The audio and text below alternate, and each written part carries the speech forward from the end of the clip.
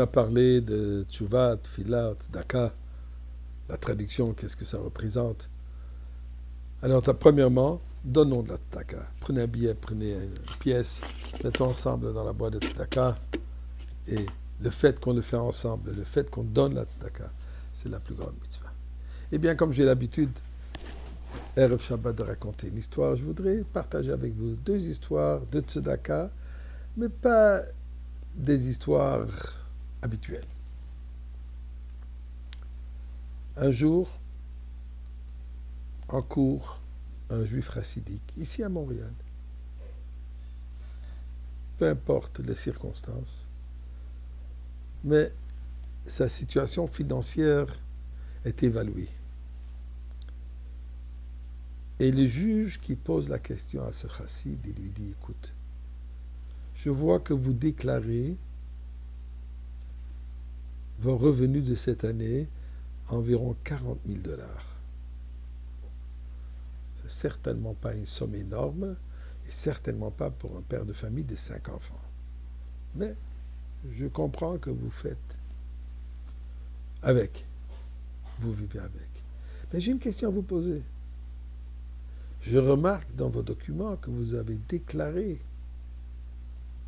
la charité que vous avez donnée à presque 50 000 dollars. Comment êtes-vous capable de donner 50 000 dollars quand vos revenus ne sont que 40 000? Eh bien, ce chassid regarde le juge et lui dit, écoutez, on a l'habitude de donner énormément de tzedaka.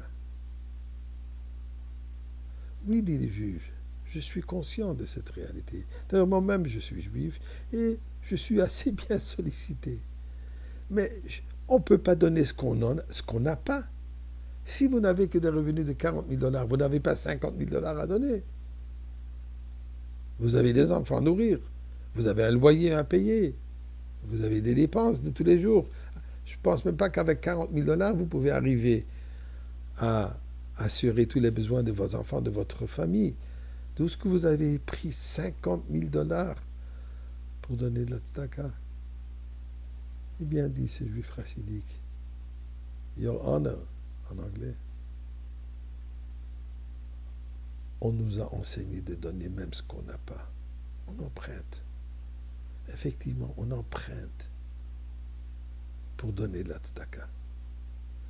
Finalement, Dieu rembourse, il trouve son moyen. Le juge a accepté cet argument.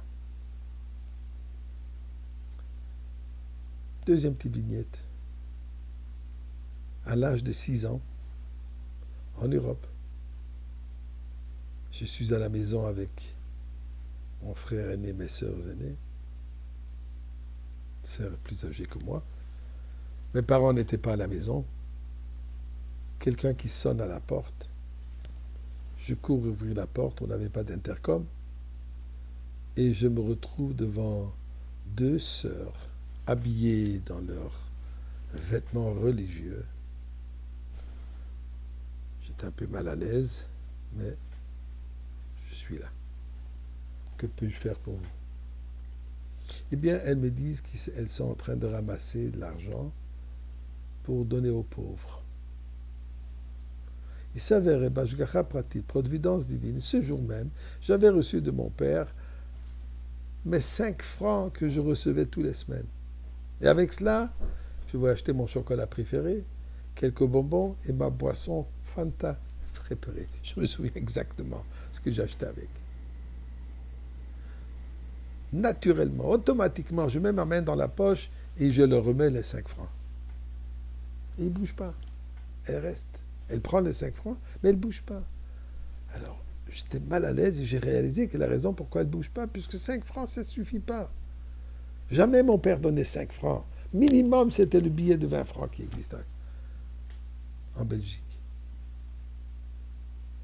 Alors je dis, je suis désolé, j'étais en train de pleurer, avec des larmes, je leur dis, écoutez, mes parents ne sont pas à la maison. Et c'est tout ce que j'ai, je ne peux pas vous donner plus que ça.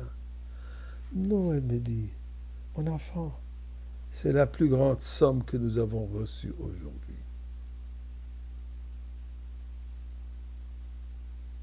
Un petit garçon, un petit enfant juif, La tzedaka fait part de notre ADN. Un bon effet l'olam.